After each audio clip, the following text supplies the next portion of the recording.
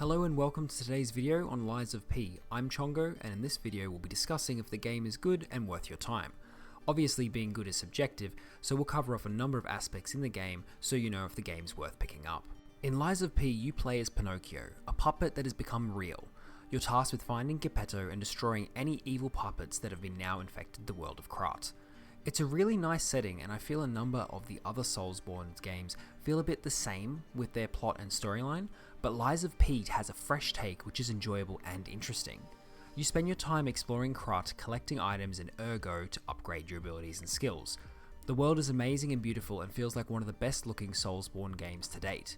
Very early on, you'll find if you're expecting a huge open world like Elden Ring, you won't find this here, which depending on what you're looking for could be a bad thing.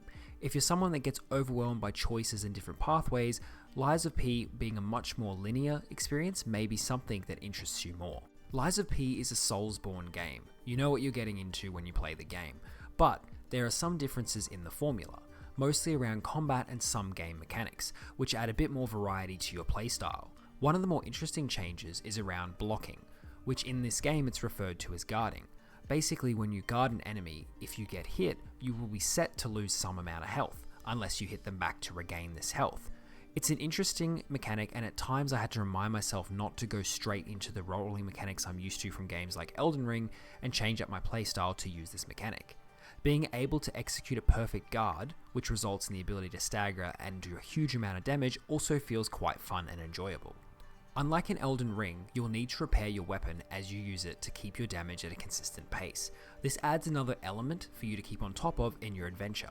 A very welcome change in the way you can retrieve your ergo or runes or souls when you die is related to boss battles. Unlike in Elden Ring where you have to retrieve your runes exactly where you died, even if this isn't a boss arena, in Lies of P these will be put safely outside the arena to be collected. Although this may feel easier, I feel it's a welcome change, since you can safely end your game and come back later without the fear of losing all of your hard work. The challenge of the boss is still there, but the loss of your ergo that you've worked hard for isn't, which is nice. A nice addition in Lies of P is actually your Legion arm, which you can set up to use different abilities as you get further into the game. One useful one is the puppet string, where you're able to use this to pull enemies towards you.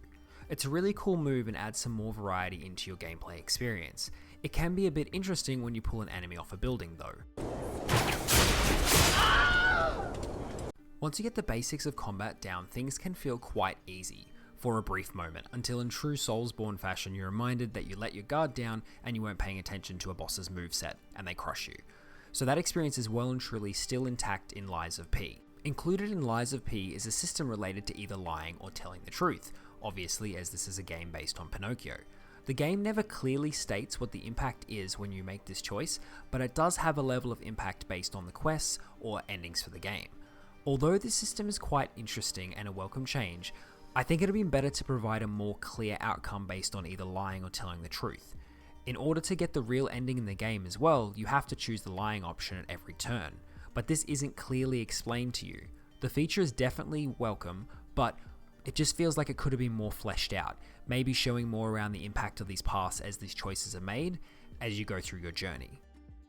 As well as knowing that you need to choose a lie at every turn to get the main ending in the game, it means if you want to experience the impact or make different choices, you're giving up on seeing the ending for yourself.